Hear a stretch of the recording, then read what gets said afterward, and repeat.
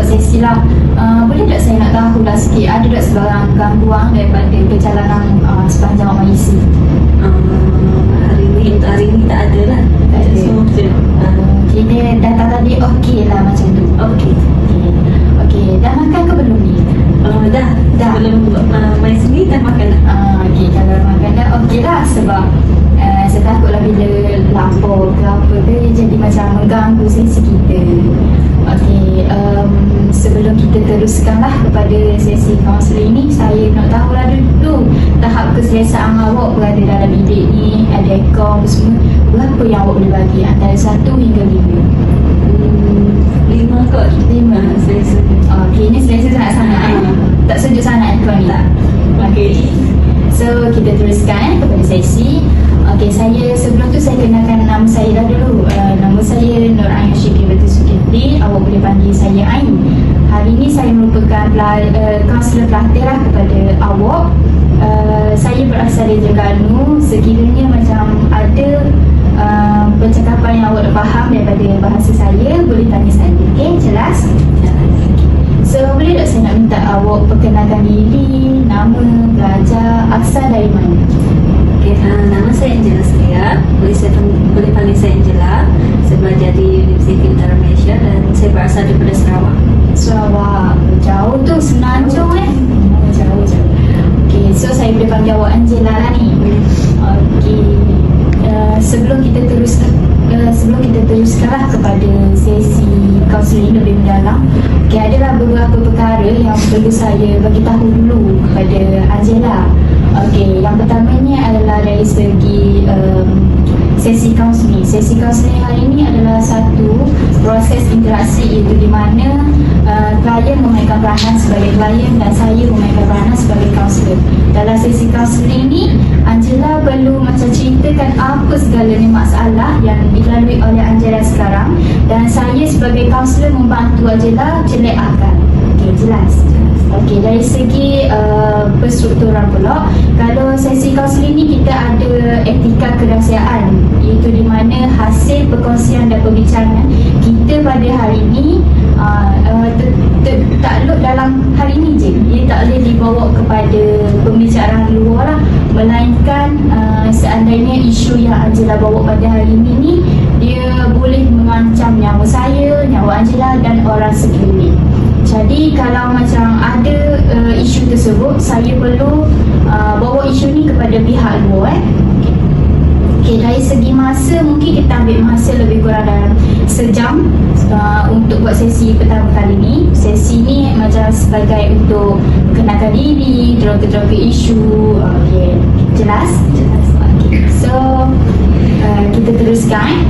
Okey, sebelum saya lah tahu isu yang Angela nak cerita ni, saya nak tahu juga lah dulu sedikit lah, berapa tahap stres yang awak lalui sekarang ni sehingga awak rasa macam aku nak berjumpa dengan kaunselor?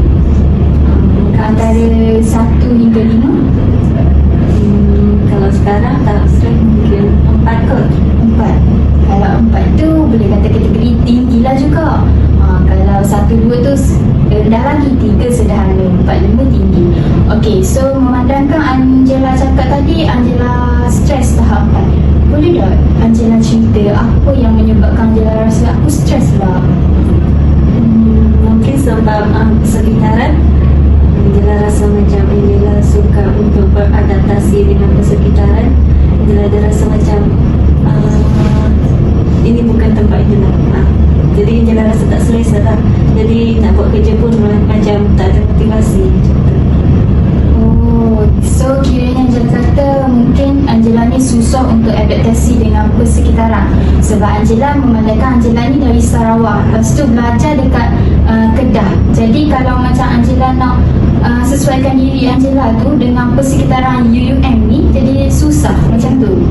Okey, memandangkan Angela kata gitu, boleh tak saya nak tahu lebih lanjut lah, apa yang menyebabkan Angela rasa macam aku susah lah nak adapt ni? Mungkin ada sebabnya, macam contoh setengah pelajar dia rasa dia diskriminasi ke, dipalau ke, apa penyebabnya? Angela lebih kepada diri Angela sendiri.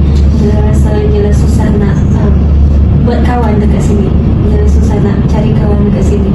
Mungkin sebab diorang perbezaan antara Angela dengan orang-orang sini. Memandangkan Angela, background Angela pun jauh sangat berbeza dengan orang sini. Sampai sini pula jumpa pula ramai jenis orang daripada negeri ni lah, dari negeri ni lah.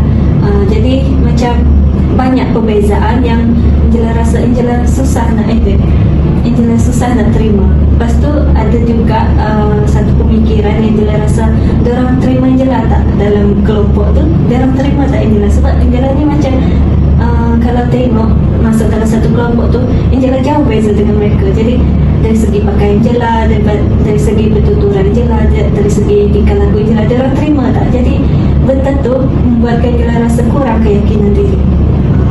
Oh, faham. So kiranya poin dekat sini lah Angela bagi tahu macam Angela ni suka nak adaptasi sebabnya Angela rasa kawan-kawan Angela ni, persekitaran Angela ni macam susah nak terima Angela lah untuk ambil Angela tu masuk dalam diorang, kumpulan diorang macam tu. Okey, dari segi perkongsian Angela tadi lah, Angela ada cakap yang Angela pernah terfikir lah macam pernah terfikir lah apakah diorang ni pernah terima, apakah diorang ni boleh terima ke kita, boleh berkawan ke dengan saya. Apakah Angela pernah lalui situasi tersebut, macam contoh pengalaman Angela di Palau ke, ada tak?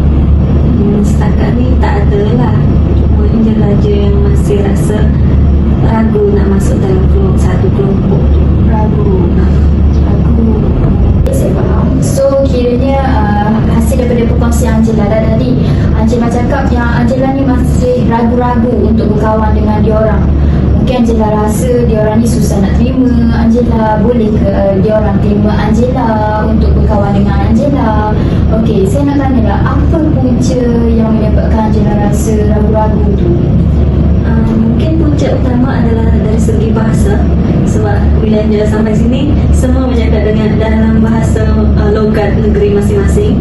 Lepas tu bukan saja sebab Angela kurang faham, Angela boleh je terima. Tapi Angela pun dalam situasi mereka, Angela pun nak cakap dalam logat bahasa Angela, tapi mungkin orang memang tak akan faham. And lepas tu Angela boleh je cakap Melayu standard, tapi sepanjang Angela duduk dekat Sarawak, Angela banyak berbahasa dalam bahasa ibunda, dalam bahasa Sarawak sendiri. Jadi bila masuk sini, Angela terpaksa biasakan diri berbahasa Melayu. Sedangkan sebelum ni Angela jarang berbahasa Melayu. Jadi kurang keyakinan tu berpunca daripada situ. Lepas tu Angela rasa penat sebab Angela terpaksa membiasakan diri dengan sesuatu yang Angela tak biasa. Lepas tu Angela tak boleh pula berbahasa dalam bahasa Angela sendiri. Oh, so memandangkanlah Angela cakap tadi punca utamanya adalah bahasa. Sebenarnya bahasa ni macam dah Angela kan dari Sarawak, lepas tu mari UM, lepas tu bila duduk sini memanglah masing-masing pelajar-pelajar di sini memang akan menggunakan logat sendiri. Okey, lepas tu dia menjadi punca utama lah kepada Angela untuk kurang keyakinan diri untuk berkawan dengan diorang lah. Okay. Lepas tu kan tadi kan Angela ada cakap Angela rasa penat dengan diri sendiri sebab untuk adapt, untuk faham bahasa diorang tu. Okay, pernah tak macam dia memberi kesan pada diri Angela? Pernah sangat-sangat. Angela rasa macam Angela penat sangat, macam Angela jadi orang lain. Macam aku kena adaptasi dekat, aku kena ikut cara orang sini, jadi aku kena adaptasi ikut cara mereka. Jadi diri Angela sendiri macam Angela pinggirkan macam tu. Jadi Angela rasa penat sebab tu Angela tak boleh jadi diri Angela sendiri. Okay, so saya faham. Kesannya macam Angela cakap lah tadi, Angela rasa macam Angela penat sebab Angela kena pinggirkan diri Angela yang sebenarnya. Okey, lepas tu cuba adaptasi dengan persekitaran Angela, macam dari segi lorak ke apa ke kan. Okey, memandangkan Angela kata gitu, boleh tak saya nak tahulah apa yang sebenarnya Angela nak dalam kehidupan Angela di universiti? Di universiti ni nak sangat apa tu, menyesuaikan diri secara keseluruhan dengan persekitaran di sini. Lepas tu dapat berkawan dengan sesiapa je. Angela nak orang-orang pun terima Angela macam mana Angela terima dia. Okay, so yang tu lah sebenarnya Angela nak sebagai seorang pelajar Universiti Utara Malaysia yang berasal dari Sarawak, nak macam orang sekeliling Angela ni terima diri Angela. Lepas tu mungkin Angela adalah sedikit macam langkah ke tips ke yang selalu Angela buat supaya diorang ni terima Angela. Boleh tak Angela ceritakan sikit? Langkahnya Angela macam ambil first move. Kalau Angela jumpa orang-orang baru, Angela macam buat macam biasa, kita tegur dia orang macam tu, kita buat hubungan baik dengan dia orang, yang Angela elakkan konflik lah. Lebih ke kalau lebih ke banyak menurut je lah, macam ikut je apa yang orang nak, supaya tak berlaku konflik. Angela tak nak ada masalah dengan sesiapa, dan supaya dalam kelompok tu Angela tak jadi masalah dan Angela tak diabaikan. Okay, so faham tu antara langkah lah yang selalu dilakukan oleh Angela. Macam contoh bila berjumpa dengan orang yang tak kenal ke, orang yang kenal ke, akan bertegur dulu lah, bertegur siapa. Lepas tu cuba macam berinteraksi dengan dia orang, macam ikut je apa yang dia orang nak. Macam contoh pernah tak lalui macam situasi ni, macam contoh ikut je kehendak dia orang. Contoh dalam buat assignment ke, lepas tu macam nak pergi jalan-jalan ke. Angela ikut situasi jugalah. Angela masih mempertimbangkan tentang diri Angela. Angela macam tak push sangat, tak memaksa sangat. Kalau benda tu tak patut, Angela akan elakkan lah. Angela taklah terlalu ikut terus. Saya faham. Okay, ni sini langkah yang selalu diambil oleh Angela lah. Macam contoh yang pertama tadi, Angela kata Angela selalu bertegur siapa lah.